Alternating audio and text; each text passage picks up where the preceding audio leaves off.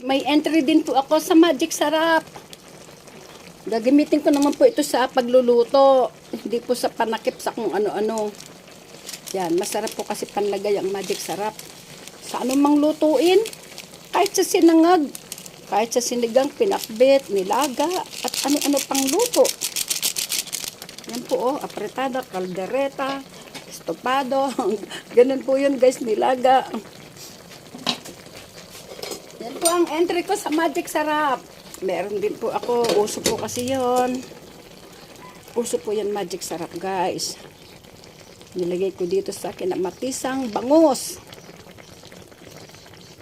Kaiba po kasi ang lasa ng may Magic Sarap. Experience ko po sa aking pagluluto. Okay.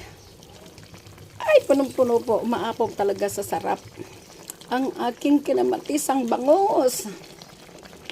Titikman ko na po Saglit lang po guys.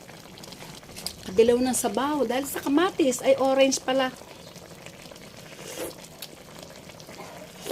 Wow.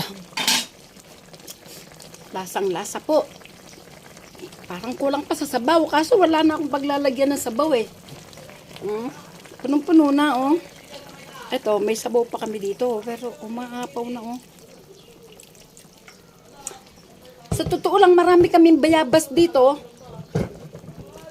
Pang-asim sa bangus. Subukan ko nga kuha akong bayabas. Ito po, nanguha ko ng bayabas. Umabot lang po ako. Diyan sa aming tanim.